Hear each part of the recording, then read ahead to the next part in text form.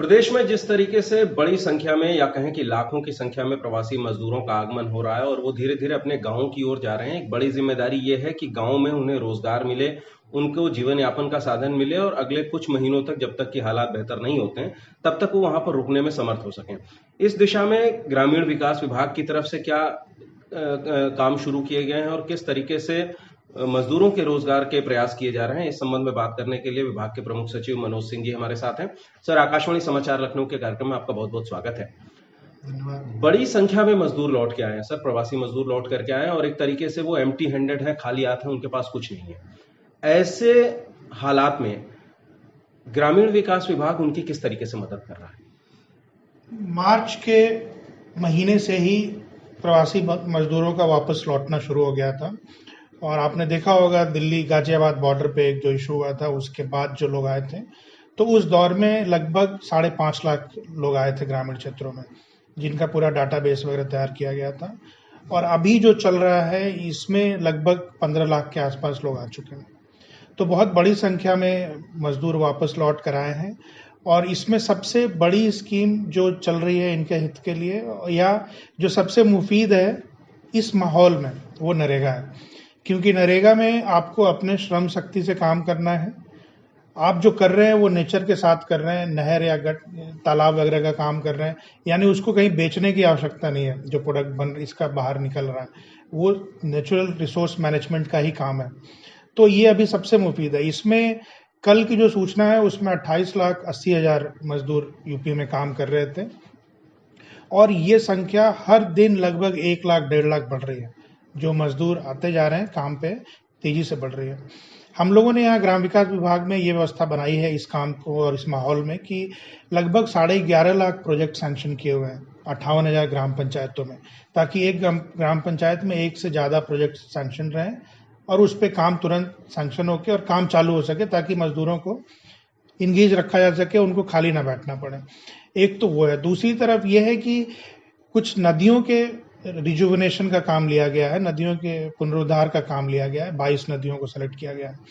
इनको इस दृष्टि से भी किया गया है कि एक नदी एक से अधिक गांव ही नहीं बल्कि एक से अधिक जिले से भी होकर गुजरती है और वो लीनियर प्रोजेक्ट होता है। तो उसमें आप सोशल डिस्टेंसिंग मेंटेन करते हुए बहुत बड़ी संख्या में मजदूरों को एक लंबी अवधि तक के लिए लगा सकते हैं, ताकि उनकी खुदाई वगैरह करके और उनको रिजुविनेट किया जा सके। ये और भी साइंटिफिक तरीके से हो, बेहतर तरीके से हो, इसके लिए हम लोगों ने एक भारत सरकार को प्रस्ताव भेजा है कि हर ग्राम प्रधान या हर जिला उस नदी के बारे में अपना प्रोजेक्ट बनाए और वो 20 जिलों से होकर गुजरे। तो वो एक बहुत साइंटिफिक प्रोजेक्ट नहीं होगा, तो क्यों न पूरी नदी के स्ट्रेच का एक प्रोजेक्ट वैपकॉस या बड़ी कंपनी को लगा के बनवा लिया जाए और फिर उनकी सुपरविजन में ही जिले और गांव वाले काम करते जाएं। तो ये प्रोजेक्ट बनाने का खर्च वो प्रशासनिक मद से अनुमन्य करें नरेगा के, ये उनको रेफरेंस गया हुआ है, शायद पॉजिटिव रिप्लाई उनका आना चाहिए। तो एक तरफ तो ये है कि हर पंचायत में एक से अधिक काम चले और उसमें सभी मजदूरों को काम मिले और काम के साथ साथ जो उनका मस्टर रोल भरा जाता है 7 दिन के बाद, वो भी पूरी प्रॉम्प्टनेस के साथ भरा जाए ताकि मजदूरी का भुगतान हो सके। आज उनको पैसा चाहिए, ये नहीं कि आज काम हो गया और 20 दिन तक पैसा ही नहीं मिला, तो वो स्थिति बहुत खराब हो जाएगी। तो एक मस्टर रोल जो जारी होता है वो 7 दिन का होता है।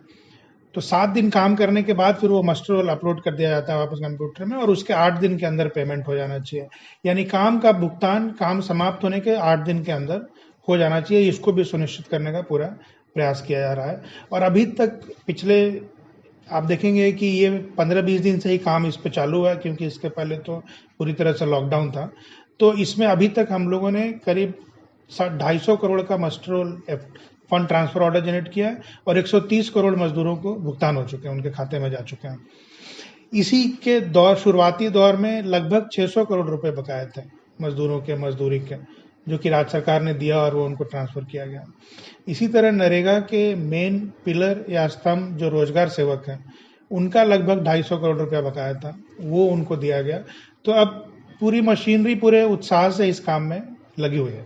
सर, 2 चीजें इसमें महत्वपूर्ण हो जाती हैं कि जब इतनी बड़ी संख्या में मजदूर आए हैं तो एक तो पहले से नरेगा में काम कर रहे रजिस्टर्ड लोगों की संख्या रही होगी, तो एक कुछ अनुमान ये हम कह सकते हो कि इतने लाख लोगों को नया जोड़ा गया या इतने लाख जो प्रवासी मजदूर थे उन्हें एक तरीके से किसी रोजगार के काम में लगाया गया, इसका अगर कोई आंकड़ा हो। और दूसरा ये कि ये सुनिश्चित हो कि उन्हें समय पर पैसा मिले, क्योंकि अभी सबसे बड़ी समस्या उनके पास पैसे की है। तो ये समय पर सुनिश्चित हो कि उनके पास पैसा पहुंचे, इसके लिए क्या प्रयास किए जा रहे हैं?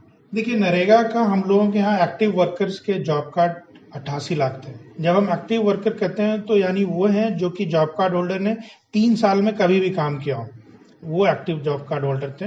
और अभी पिछले जब से ये क्राइसिस चल रहा है कोविड का, इस पीरियड में लगभग 2.5 लाख नए जॉब कार्ड बना के दिए गए हैं। दूसरा आदेश ये भी है कि अगर आपके परिवार का जॉब कार्ड है और एक मेंबर के रूप में आप बाहर थे, आप वापस लौटे, तो नए कार्ड बनाने की जरूरत नहीं है, बल्कि आपको पुराने कार्ड में इनाम जुड़ जाएगा।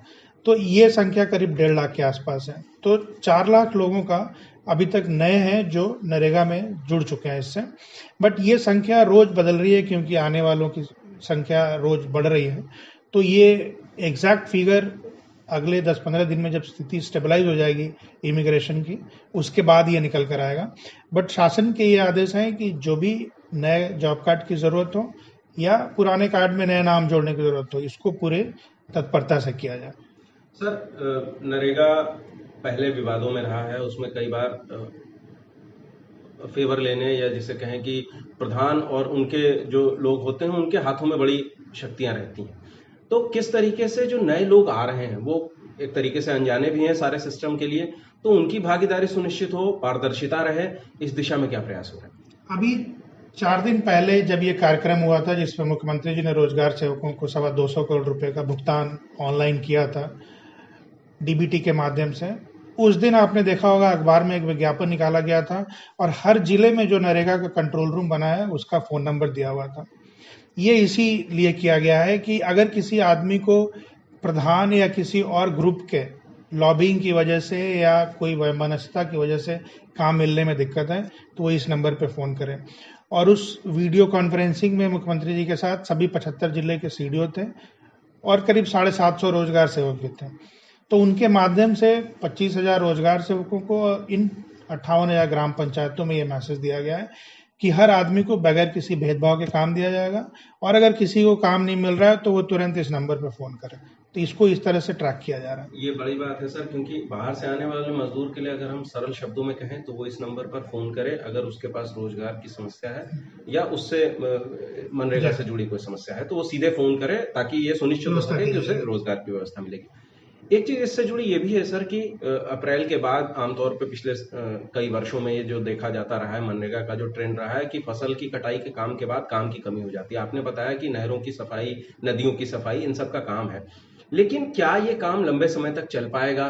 बड़ी संख्या में जो मजदूर आ रहे हैं वो कैसे एकोमोडेट होंगे इसमें? इसको लेकर के भविष्य की क्या योजना है? देखिए, ये हर काम का एक सही वक्त होता है और सीजन होता है। जैसे अभी तालाबों को गहरा करने के लिए, नदियों को साफ करने के लिए या गहरा करने के लिए या नहरों की सफाई के लिए ये माकूल समय है, इसी वक्त होता है हर साल। लेकिन जून जुलाई में जब बारिश शुरू हो जाएगी तो ये काम बंद हो जाएंगे। फिर बहुत बड़ा काम आएगा वृक्षारोपण का।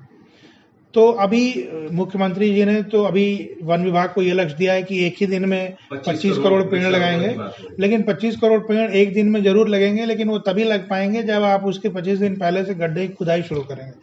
तो ये जो वृक्षारोपण का काम है वो एक बड़े पैमाने पर नरेगा में काम देगा। मुख्यमंत्री जी ने एक और निर्देश दिए हैं कि सभी गरीब परिवारों को, उनका तो कहना है कि हर ग्रामीण परिवार को एक सहजन का पेड़ लगाया जाए उसके घर के आगे पीछे या कोर्टयार्ड में, जहां भी उसके पास मुफीद जगह हो। तो ये प्लांटेशन का काम भी पंचायत के लोग और ग्राम विकास विभाग को 9 करोड़ का लक्ष्य मिला है।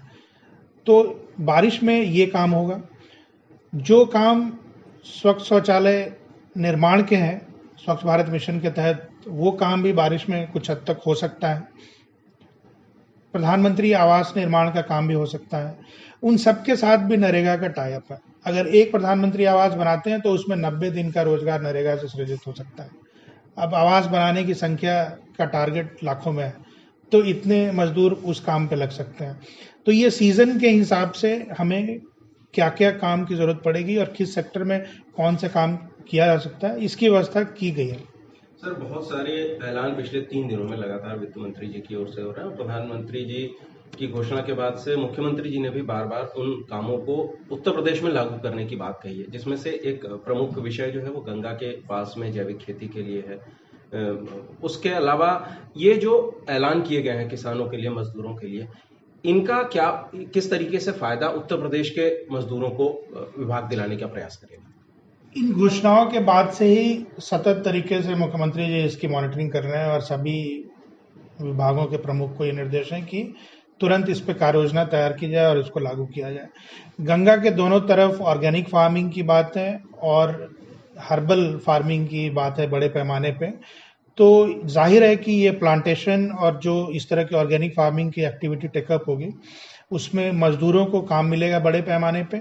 सेल्फ हेल्प ग्रुप जो बनाए गए हैं हमारी दूसरी योजना में, रूरल लाइवलीहुड मिशन में, वो बड़े सक्रिय तरीके से इसमें काम कर सकते हैं। फार्मर प्रोड्यूसर ऑर्गेनाइजेशन बन सकती हैं जो सेल्फ हेल्प ग्रुप्स के साथ हैं। तो ये घोषणाएं जो की गई हैं उन पे हर स्कीम से संबंधित जो भी एक्शन प्लान है उसको तैयार किया जा रहा है। हाल ही में उत्तर प्रदेश सरकार ने बहुत सारे ऐसे उपक्रम किए या कहें कि ऐसे इवेंट आयोजित किए जिनमें लाइवलीहुड मिशन से, आजीविका मिशन से जुड़े लोगों की बड़ी मदद ली गई, जिसमें अयोध्या का कार्यक्रम भी शामिल है और भी छोटे छोटे कार्यक्रम है, बड़ी संख्या में दीयों के निर्माण में इस्तेमाल किया गया। अभी फिलहाल आजीविका मिशन के तहत किस तरीके के कार्यक्रम आयोजित किए जा रहे हैं जिनसे छोटे महिला उद्योग समूहों को या दूसरे परिवारों को रोजगार मिल जाए? अभी यूपी में लगभग 3 लाख सेल्फ हेल्प ग्रुप बने हुए हैं। 1 लाख उसमें एक्टिव तरीके से काम कर रहे थे इस सिनेरियो के पहले। अभी इनको एक्टिवेट किया जा रहा है और सबसे ज्यादा काम अभी मास्क बनाने का चल रहा है। लगभग 55 लाख मास्क इन लोगों ने बनाया है और 8 करोड़ रुपए की उसकी बिक्री हुई है। इस पे भी मुख्यमंत्री जी के निर्देश हैं कि हर आदमी को 10 रुपए में 2 मास्क तक उपलब्ध कराने के लिए किया जाए और इस योजना को बना के लागू किया जाए। इसके साथ सेल्फ हेल्प ग्रुप्स ने सैनिटाइजर भी बनाए हैं 8,000 टन, जो कि उन्होंने बेचा है अपने अपने इससे। अभी सेल्फ हेल्प ग्रुप को जो हमारे यहाँ बने हैं उनको जो रिवॉल्विंग फंड और इनिशियल फंड दिया जाता है वो भी ट्रांसफर करने के लिए कार्यक्रम एक बन रहा है, जिसमें अगले हफ्ते में मुख्यमंत्री जी एक साथ बड़ी संख्या में सेल्फ हेल्प ग्रुप को पैसा देंगे। तो एक पूरा अटेम्प्ट है इनको कैसे मोबिलाइज किया जाए अलग अलग एक्टिविटीज के अराउंड। जैसे एक बहुत बड़ा मुद्दा चल रहा है कि लगभग 2 करोड़ बच्चों को यहाँ पे स्कूल ड्रेस दिया जाता है, तो उसमें से कैसे बड़ी संख्या में स्कूल ड्रेस हर बच्चे को 2 दिया जाता है, यानी 4 करोड़ स्कूल ड्रेस, एक स्कूल ड्रेस की 300 रुपए लागत है, यानी 1200 करोड़ का ये प्रोजेक्ट है, 1200 करोड़ का काम है। हाँ, तो इसमें कैसे एक बड़ा हिस्सा सेल्फ हेल्प ग्रुप इसका करके और डिलीवर कर सके। इसी तरह जो खेती और एग्रीकल्चर प्रोड्यूस के प्रोसेसिंग की बात है, पिकल हो या बाकी मैंगो प्रोसेसिंग की बात हो, तो प्रोसेसिंग सेक्टर में भी इनको लगाने की बात चल रही है। एक बहुत बड़ा मुद्दा अभी 3 दिन से डिस्कशन में आया है जिसमें मुख्यमंत्री जी ने कहा है कि क्यों ना हम जो पीडीएस के फेयर प्राइस शॉप होते हैं वो सेल्फ हेल्प ग्रुप्स के थ्रू चलाएं। तो अभी लगभग प्रदेश में 2000 दुकानें कैंसिल्ड हैं, जो 80,000 दुकानें हैं सेल्फ पीडीएस की। तो उसमें एक उस पर डिस्कशन चल रहा है कि कैसे हम लोग इसको इनेबल करें, क्योंकि वर्तमान व्यवस्था जो food and civil supplies department की है उसमें एक सर्विसमैन को और फिर इस तरह से प्रायोरिटी है, उस प्रायोरिटी लिस्ट में सेल्फ हेल्प ग्रुप्स नहीं है। तो उनको डालने के लिए ग्राम विकास विभाग ने ये टेकअप किया है खाद्य विभाग के साथ कि हम लोगों को आप इसमें सेल्फ हेल्प ग्रुप को भी आप वरीयता में रखिए और उनके थ्रू पीडीएस किया जाए। अगर इस तरह का कुछ काम हम कर सकें कि गांव का अनाज गांव में ही प्रोक्योर हो, तो ये एक सुनिश्चित हो जाएगा कि किसान को न्यूनतम लागत का भुगतान हो रहा है, क्योंकि सेल्फ हेल्प ग्रुप कोई उसी गांव के किसान को चीट नहीं करेगी। तो एक तो ये होगा कि उनको मिनिमम सपोर्ट प्राइस मिल जाएगा। दूसरा ये कि उस गांव के अगर साल भर की जो आवश्यकता है पीडीएस की, मिड डे मील की, वो अगर इन्हीं प्रोक्योर किए मटेरियल से किया जाए तो एफसीआई और जो पीसीएफ वगैरह का इतना लंबा स्टोरेज और ट्रांसपोर्टेशन की व्यवस्था है उस पर काफी हद तक हम लोग इसको खर्च कम कर सकते हैं, लेकिन वो एक नेक्स्ट लेवल नेक्स्ट स्टेज की बात है।